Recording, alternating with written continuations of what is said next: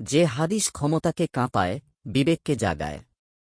মানুষের জীবন কেবল খাওয়াপড়া, উপার্জন আর ব্যক্তিগত স্বপ্নে সীমাবদ্ধ নয়।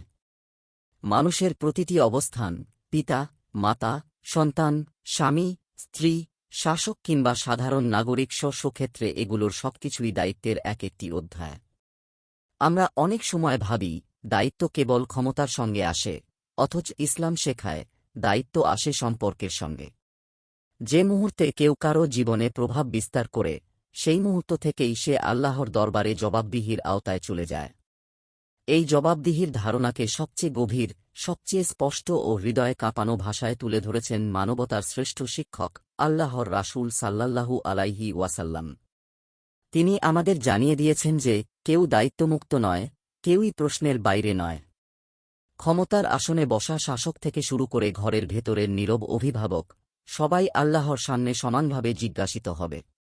এটি মানুষের বিবেক জাগিয়ে দেওয়ার এক ঐশী ঘোষণা।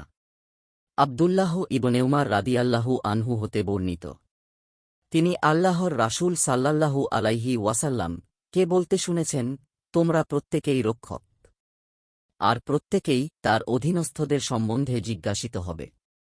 নেতা, ইমাম একজন রক্ষক, সে তার অধীনস্থদের সম্বন্ধে জিজ্ঞাসিত হবে। পুরুষ তার পরিবারের রক্ষক, সে তার পরিবারের লোকজন সম্বন্ধে জিজ্ঞাসিত হবে। স্ত্রী তার স্বামীর ঘরের রক্ষক, তাকে তার রক্ষণাবেক্ষণ সম্পর্কে জিজ্ঞেস করা হবে।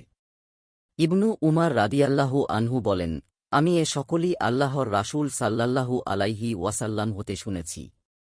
আমার মনে হয় তিনি এ কথাও বলেছেন, ছেলে তার পিতার সম্পত্তির রক্ষক, এবং সে জিজ্ঞাসিত হবে তার রক্ষণাবেক্ষণ সম্বন্ধে। অতএব তোমরা প্রত্যেকেই রক্ষক এবং তোমাদের প্রত্যেকেই তার অধীনস্থদের ব্যাপারে প্রশ্নের সম্মুখীন হবে। বুখারী হাদিস 2409। হাদিসের ব্যাখ্যা। এই হাদিসে রাসূলুল্লাহ সাল্লাল্লাহু আলাইহি ওয়াসাল্লাম দায়িত্ববোধের এক সর্বজনীন মানচিত্র এঁকে দিয়েছেন। এখানে রক্ষক শব্দটি কেবল পাহারাদার অর্থে নয়, বরং দেখাশোনা, ন্যায়বিচার, কল্যাণ নিশ্চিত করা ও অবহেলা থেকে রক্ষা করার পূর্ণ দায়িত্ব বোঝাতে ব্যবহৃত হয়েছে। হাদিসের শুরুতেই রাসূল সাল্লাল্লাহু আলাইহি ওয়াসাল্লাম বলেছেন, তোমরা প্রত্যেকেই রক্ষক। অর্থাৎ ইসলাম কোনো মানুষকে দায়িত্বহীন হিসেবে স্বীকৃতি দেয় না।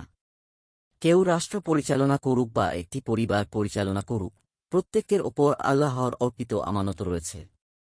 এরপর পর্যায়ক্রমে তিনি দায়িত্বের স্তরগুলো স্পষ্ট করেছেন। শাসক বা নেতা তার অধীন জনগণের নিরাপত্তা, ন্যায়বিচার ও কল্যাণ নিশ্চিত করবে। এ ব্যাপারে সে আল্লাহর কাছে প্রশ্নের সম্মুখীন হবে। পরিবারের কর্তা শুধু উপার্জনকারী নন, বরং পরিবারের ঈমান, নৈতিকতা ও অধিকার রক্ষার দায়ও তাঁর ওপর ন্যস্ত। স্ত্রীকে ঘরের রক্ষক হিসেবে উল্লেখ করে ইসলাম নারীর ভূমিকার মর্যাদা ও গুরুত্বকে অত্যন্ত সম্মানজনকভাবে তুলে ধরেছে। সন্তানকেও সম্পদের রক্ষক হিসেবে উল্লেখ করে শিক্ষা দেওয়া হয়েছে যে, বিশ্বাসযোগ্যতা ও আমানতদারিতা বয়সের সঙ্গে নয়, দায়িত্বের সঙ্গে সম্পর্কিত। হাদিসের শেষাংশে রাসূল সাল্লাল্লাহু আলাইহি ওয়াসাল্লাম আবারও একই কথা পুনরাবৃত্তি করেছেন, তোমরা প্রত্যেকেই রক্ষক। এটি পুনরুক্তি নয়, বরং চূড়ান্ত সতর্কবার্তা। যেন কেউ ভুলেও মনে না করে যে এই প্রশ্ন কেবল অন্যদের জন্য, আমার জন্য নয়। এই হাদিস আমাদের স্মরণ করিয়ে দেয় যে, দুনিয়ায় দায়িত্ব অবহেলা করা যায়, কিন্তু আখিরাতে কোনো দায়িত্বই অস্বীকার করা যাবে না। লেখক, প্রবন্ধিক ও অনুবাদক। নিয়মিত ইসলামিক এবং স্বাস্থ্য বিষয়ক ভিডিও পেতে লাইক, কমেন্ট, ফলো এবং চ্যানেলটি সাবস্ক্রাইব করে পাশে থাকবেন। মহান আল্লাহ আপনাকে উত্তম যা দান করুক। আমিন।